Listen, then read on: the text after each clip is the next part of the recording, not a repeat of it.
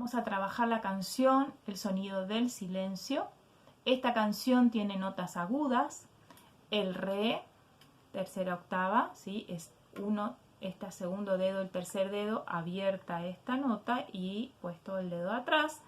Mi es 1, 2, dejo esta 1, 2 de esta mano, abierto aquí, la de atrás.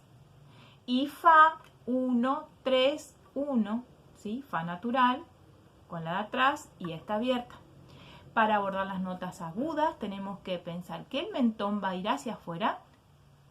Entonces el aire va a salir hacia arriba. Entonces las comisuras se mantienen aflojadas y no así, porque si no el sonido en ese caso va a salir muy duro, ¿sí? Si apretamos. Entonces aflojamos y hacia arriba, hacia adelante el mentón.